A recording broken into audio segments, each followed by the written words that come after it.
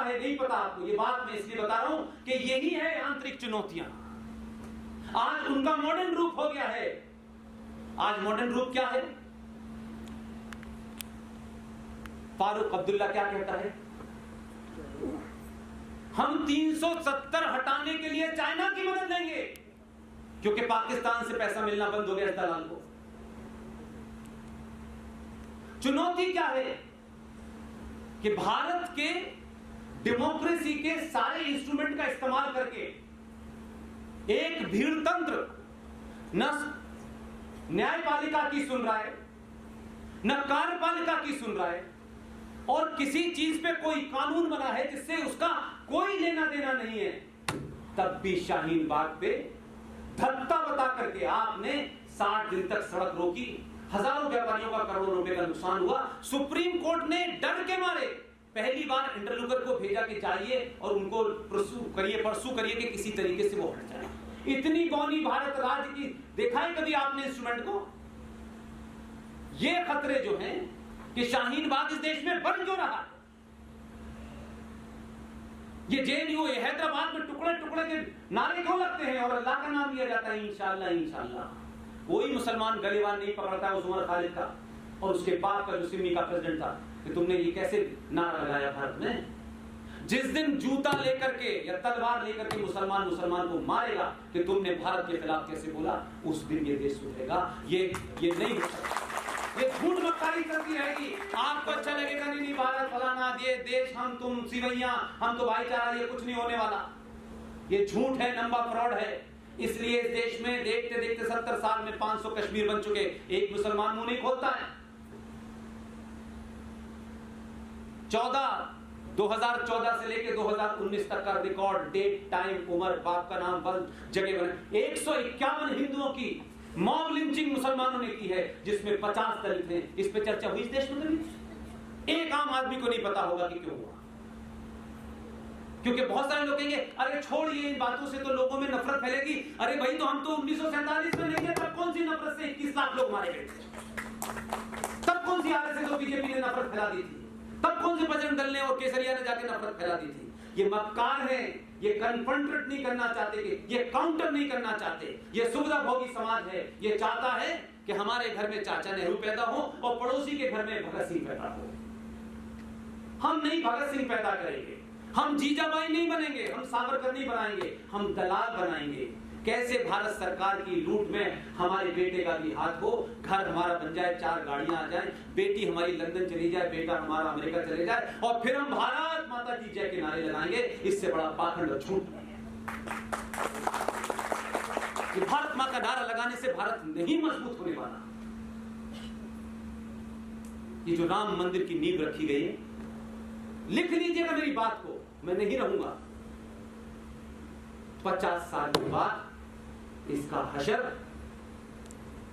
सोमनाथ जैसा होगा, क्योंकि आपको व्यक्ति में प्यार नहीं है, वस्तु से प्यार है। अगर ये राष्ट्र बचाना है, जिसकी बार बार मैं बात किया, कश्मीरी पंडितों का कोई दोष नहीं था। टीका लाल टपलू जिनका बेटा दिल्ली में है, जब उनको घसीट के लेके आए, 70 साल के थे, तो वो ये समझ नहीं पाए कि ये पड़ोसी के बच्चे, पड़ोसी के लड़के लड़कियां आते थे जाते थे, ऐसा यकायक क्या हो गया। उनको घसीट के लेके आए, इस सड़क पे आए और दोनों चाकू से उनकी आंखें बाहर निकाली लड़के के सामने और गोली मार दी। ये किसी मक्कार मुसलमान ने नहीं बताया। गंगा जमुना तहजीब, कश्मीरियत, इंसानियत, जमहूरियत। टीकालाल टपलू को जब उठा के लेके आए थे, टीकालाल टपलू की मेज पे गए। मेरा आधा जीवन इनको समझने देखने में निकल गया। उनकी मेज पे कुरान शरीफ रखा था, जिसे वो कश्मीर में ट्रांसलेशन कर रहे थे। इन कम्मख्तों ने उस आदमी को नहीं बख्शा, तो ये किसको बख्शेंगे? एक लड़की, कुछ घटना इसलिए बताता हूं कि मैं इस फ्रॉड में नहीं रहना चाहता।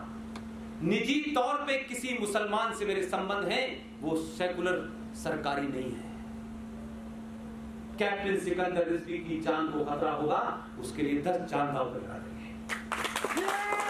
लेकिन कैप्टन सिकंदर रिजवी से मेरी दोस्ती किसी सेकुलरिज्म के पाखंड के लिए नहीं है, समाज को दिखाने के लिए नहीं है कि कैप्टन बिस्बी मेरे दोस्त है इसलिए मैं सेकुलर। ये इनकी मौजूदगी में तल्ख से तल्ख शब्दों में बोलता हूं मैं, तब भी ये वही है जहां 20 साल पहले मेरे साथ थे। मेरी दोस्ती इनसे इस बुनियाद पे नहीं है कि मैं इनके सामने झूठ बोलूंगा और ये मेरे सामने झूठ बोलेंगे। एक लड़की बैंक में काम करती थी, वो भाग के आ गई थी उसी जमाने जब देश का पहला गृह मंत्री मुसलमान हुआ आजादी के बाद। 2 दिसंबर को उसने शपथ ली, 8 दिसंबर को उसने अपनी लड़की को किडनैप कराया, क्योंकि देश के जाने माने अंतरराष्ट्रीय 4 आतंकवादियों को छोड़ना था, जिसमें से एक अजहर मसूद था। 4 दिन बाद वो लड़की वापस आ गई। 2 दिसंबर को शपथ ली। सब जानते थे वीपी सिंह की सरकार अनस्टेबल सरकार है, लेकिन उस मुसलमान का एजेंडा कितना खतरनाक था, उसको मालूम था कि मैं लंबे समय तक के लिए नहीं हूं, इसलिए उसने अपना एजेंडा पूरा कर दिया। आप रोते रहिए, आपको 500 साल चाहिए तो 500 साल नहीं, एक दिन ही काफी होता है। 2 दिसंबर को शपथ ली और दिसंबर से दिन के जरा काउंट कीजिए, 19 जनवरी में कोई 40-45 दिन होते हैं। 19 जनवरी को पूरी दुनिया का सबसे बड़ा जिनोसाइड हुआ, भारत में हुआ।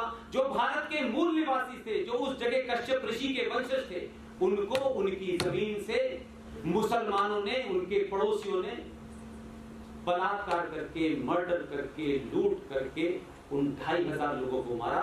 5.5 लाख कश्मीरी पूरे हिंदुस्तान के किस कोने में खड़े हैं, इस देश के लोगों को नहीं पता। इन्हें पेरिस में मारा गया है, उसकी चिंता है। आपके घर के पीछे आपका अपना ही संस्कृति और अपने धर्म का आदमी खड़ा है, उसके बारे में आपको जानकारी नहीं। एक लड़की उसी दौर में आ गई, यंग लड़की थी, 24-25 साल की, दिल्ली आ गई। उसका यकीन देखिए, मैंने कहा कि आपका जो हजारों साल की जो आपके अंदर एक सनातन है ना, आप उस फ्रेम से बाहर नहीं आते हैं। वो दिल्ली आ गई, उसके बैंक के कलीग ने ये कहा कि तुम बहन आ जाओ, कुछ पागल सरफरे लोगों ने ऐसा करा।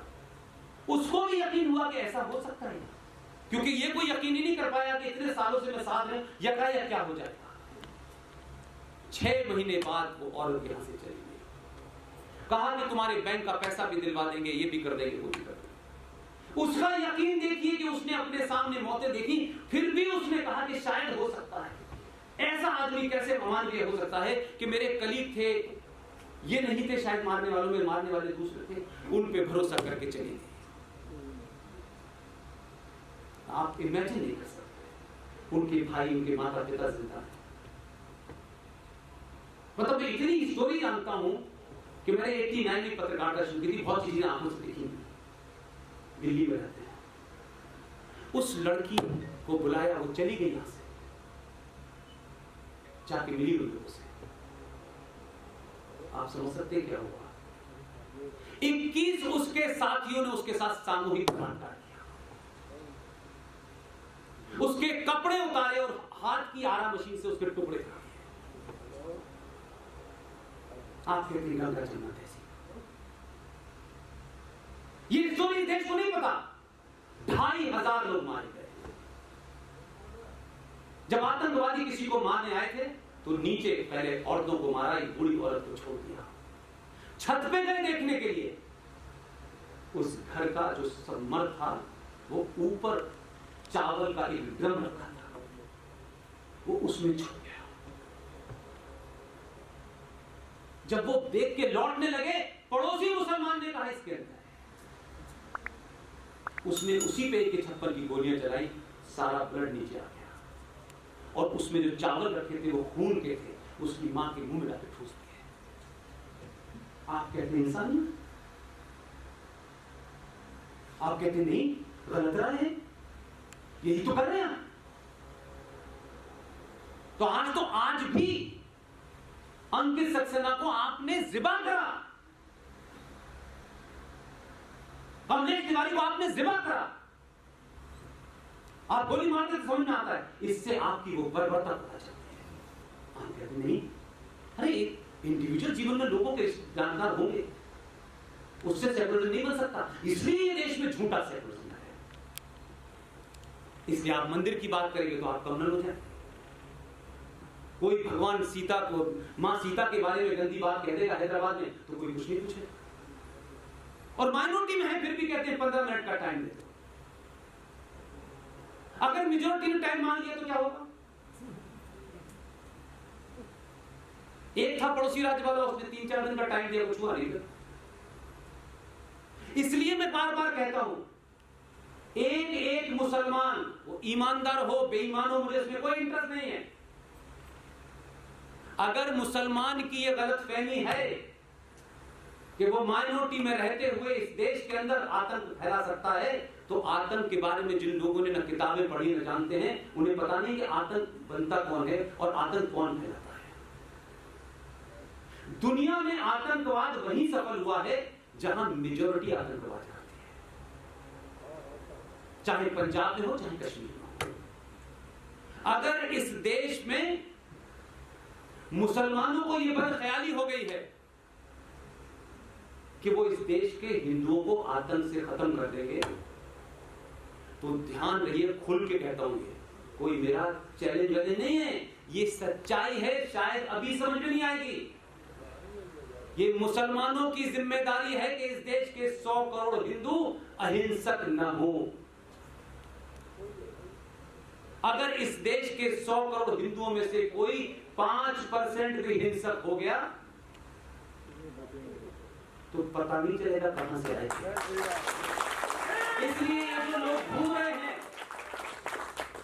इस देश की पीस के लिए, इस देश को बचाए रखने के लिए, ये जो 51 लाख का कोई कमलेश तिवारी के ऊपर इनाम घोषित कर देता है, एक मुसलमान जाके गोली नहीं मारता कि तूने कैसे इनाम घोषित किया, तू कौन है, तू कोई एक्स्ट्रा कॉन्स्टिट्यूशन बॉडी है क्या? नहीं। मुसलमान एक तरफ चाहता है ये कहानी चलती भी रहे, कुछ लोग पार्लियामेंट के अंदर ड्रामा भी करते रहे, और कुछ लोग गंगा जमुना तहजीब के नहीं हमको गले मिलो, ईद आई बकरीद है, ये भी चलता रहे। इसलिए ये बड़ा कॉन्कोर्ड अटैक है, ये बड़ा ऑर्गेनाइज्ड क्राइम है, इसमें सब शामिल हैं। जो चुप हैं वो ज्यादा बड़े गुनाहगार हैं।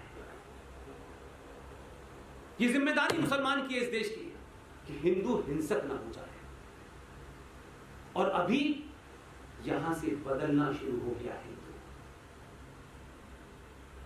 ये उस परंपरा के लोग हैं कि जिनके शास्त्र कहते हैं कि किसी के मन में, अपने मन में किसी के प्रति द्वेष न रखना।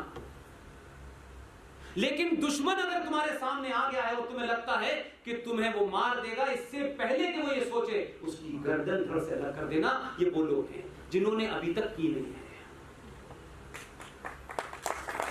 ये ठीक ठाक तरीके से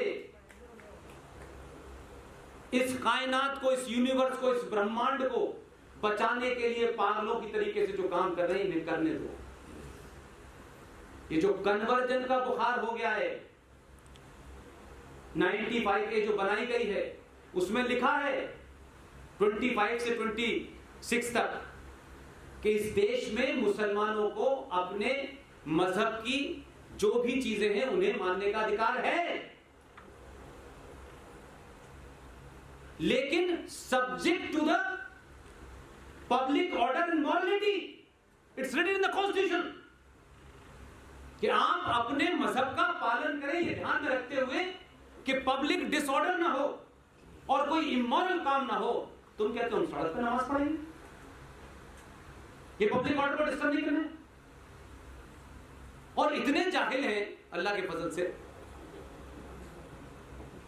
किसी ने कहा कि भाई ये माइक लगा करके क्यों नमाज पढ़ते हैं, इससे सुबह 4 बजे आप क्यों, नहीं मैं नहीं चाहता सुनना, चलिए थोड़ी देर के लिए मान लेता हूं, मैं क्यों सुबह 4 बजे अपनी नींद डिस्टर्ब करूं, मैं टैक्स देता हूं भारत सरकार को कि मेरी नींद डिस्टर्ब करे। तो कुरान मजीद में कहां लिखा है, मैं ये जहालत का नमूना लीगली दे रहा हूं ना आपको। अभी आपके सूबे में इस पे चर्चा हुई और कहा गया कि साहब वो ये लाउड स्पीकर पे अजान नहीं दी जा सकती। तो कुछ लोग ऐसे भी हैं कि उनकी अकल टकनों में है, कोर्ट में चले गए, जज साहब को निहायत ही जाहिल समझ रहे थे। जज साहब से कहते हैं कि उन्होंने पूछा कि अजान का जिक्र है, नमाज का जिक्र है, तो बोले ये भी लिखा हुआ है क्या कि उसमें लाउड स्पीकर। तो वो पागल आदमी कोर्ट में कहता है कि कुरान मजीद में लिखा है कि लाउड स्पीकर पे पढ़ना है। तो जज ने पूछा कि जब कुरान और अल्लाह आए थे, इस्लाम आया था, तब तो लाउड स्पीकर नहीं था, 100 साल पहले से लिख दिया था। बोले लिखा है सर इसमें, वो बार बार भेजा है, बता नहीं पाया, बैन लग गया। क्या फ्रॉड इस देश के अंदर। ये काम मुसलमान खुद नहीं कर सकते थे, कोर्ट क्यों जाएंगे? और फिर आप उस अजान को पॉलिटिकल एजेंडे की तरह इस्तेमाल करते हैं। एक ही मोहल्ले में 50 मस्जिदें हैं अलग अलग। वाह, ये कोई इस्लामिक स्टेट है क्या? तो वहां सेकुलर नहीं होते, वहां ये चाहिए। 1995 में भारत की संविधान संसद के अंदर एक और बड़ा जघन्य अपराध हुआ है जिसे आपको जानना जरूरी है। हमें बताया गया ये जो वक्फ बोर्ड है ना, ये कुछ मुसलमान अपनी प्रॉपर्टी को 1995 का वक्फ बोर्ड एक्ट पढ़ लीजिए। उसमें तरमीम की गई क्योंकि कुछ चीजें नहीं दे पाए तो उनका नहीं, फिर दोबारा से देते हैं। 2013 में दुनिया के सबसे दानिश्वर अर्थशास्त्री ने भारत की संसद में वक्फ बोर्ड बिल पास करके उसको क्या पावर दी गई है पता है आपको?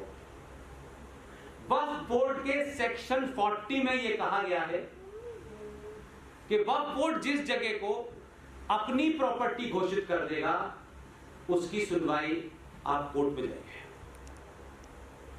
पहले ट्राइब्यूनल में जाइए जहां कोई मुसलमान बैठा हुआ है, वो प्राइवेट प्रॉपर्टी हो, वो सरकारी प्रॉपर्टी हो, वो कहीं की भी। अगर कल कुछ लोग कह दें कि हमारा राष्ट्रपति भवन वक्फ बोर्ड की प्रॉपर्टी है, उसको साबित करने के लिए आप कोर्ट पे जाइए, वो प्रॉपर्टी उनकी होगी।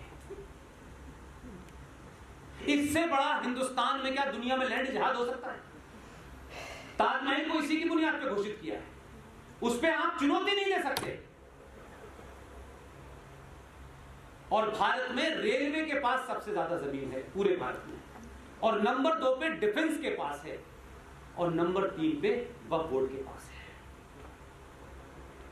47 से ज्यादा भयानक स्थिति है। इसलिए आपने एक और चीज देखी होगी, नेशनल हाईवे के ऊपर यकायक आप चलेंगे, 6 महीने बाद आपको एक मजार मिल जाएगी। मजार में फकीर है, कुत्ता है, बिल्ली है, किसी को नहीं पता। यकायक नेशनल हाईवे पे कौन पीर पैदा हुआ था और कौन मर गया था, वहां पता चला कि उन्होंने एक मजार बना दी। मजार खड़ी हुई, वो मजार कुछ दिन के बाद वक्फ बोर्ड की प्रॉपर्टी, क्योंकि आप तो देश सो रहा है, आपकी सरकारें सो रही हैं, आपकी व्यवस्था भ्रष्ट है। वो वक्फ बोर्ड की प्रॉपर्टी हो गई, अब आप क्लेम ही नहीं कर सकते।